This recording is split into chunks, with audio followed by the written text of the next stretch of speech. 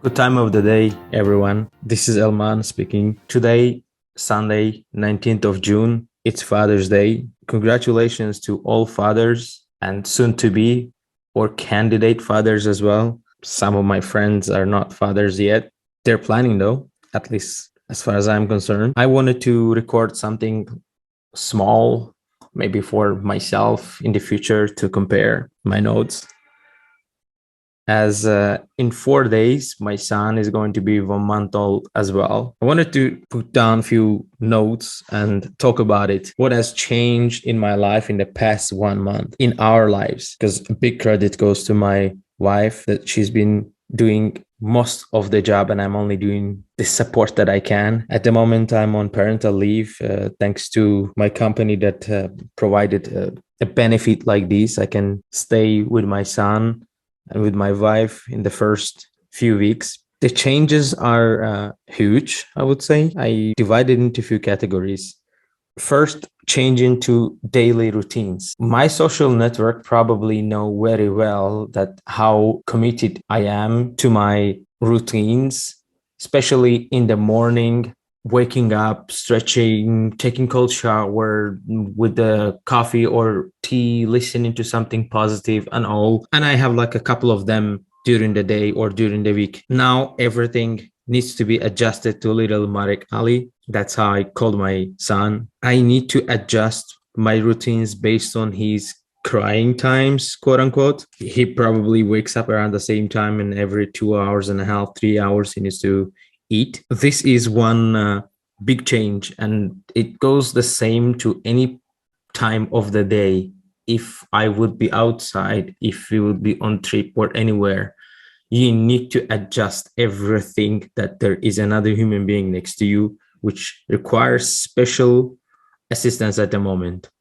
Make his food, feed him, change the diapers, clean, wash, comfort, and so on. The second category would be a little bit similar to the first one, the difficulties. Well, let's say you were alone or with your partner, you're outside, weather is nice, then you're just gonna go buy a drink. You don't even care what you buy. It doesn't even have to be your favorite brand or an ice cream or whatever. But then if you have a kid, especially as small as I have around with us, then you need to be like, where do I buy this? Is it in the drugstore, pharmacy? Is it in the supermarkets? Can we buy this? How about this brand? Read the instructions. These are all like small adjustments that you need to consider. You cannot just, for example, if it's raining outside, you take an umbrella and go, right? But now you have to think about, okay, this trolley, okay, I need to cover it. Okay, is it a good idea to take it or not?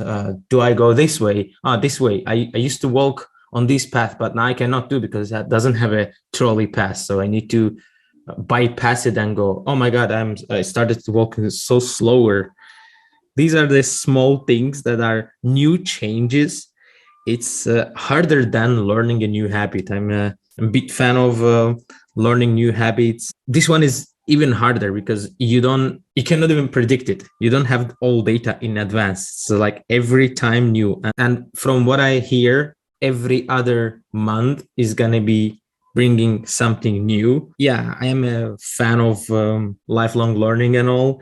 This is going to be new level of learning. Every time there's something new to learn. Oh my God, I was not supposed to do it that way. I should have warmed the milk. This one is too hot, and so on. And then the third part, I think it is the most interesting one, the joy. If you have a chance to become a father, I would say that's 100% yes. Please go and do that.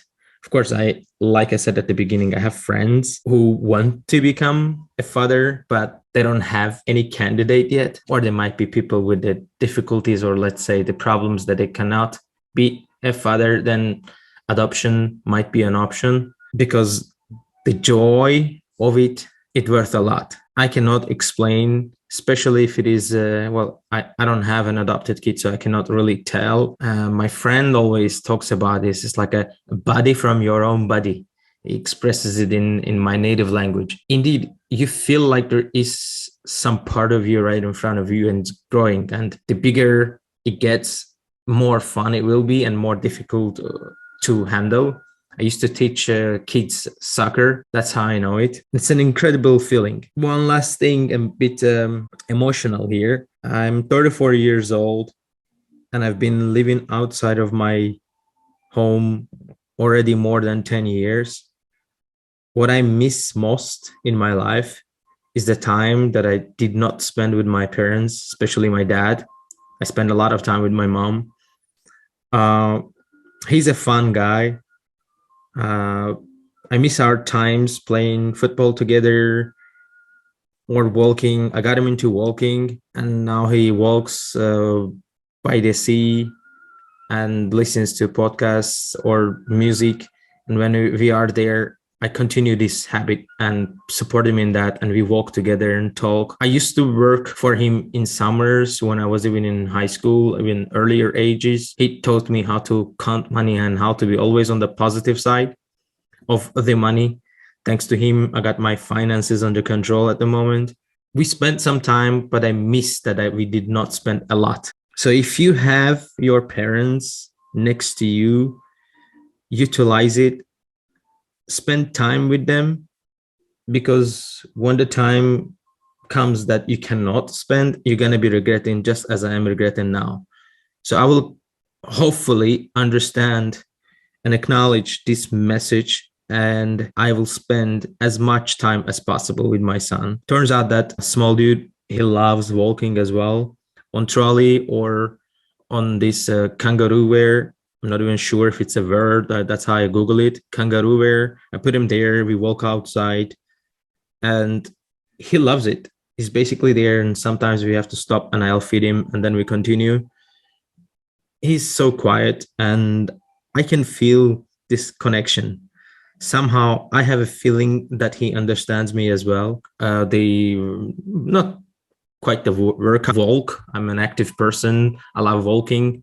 So I walk with him. I cannot wait until the time will arrive that I will do simple things with him. Simple things that I loved doing with my dad.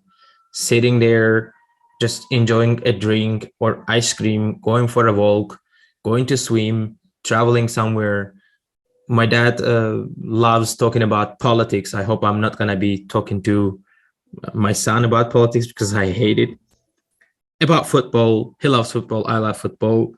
And my neighbors got him a small football ball and a net. So hopefully he's going to be also a football player. He doesn't have to, but still, at least some sport. So we can talk about, there would be things that we would do together so we can talk about. And when he grows and he would have his son or his daughter, he would spend this time, reflect on it, that I used to do this with my dad. That's all. I'm getting emotional. More I talk about it, more emotional I get. I'm going to stop it here. The bottom line message, if you have your parents, your loved ones next to you, please spend as much time as you can with them, because you're going to miss it if you don't, like I do. Thank you. Bye-bye.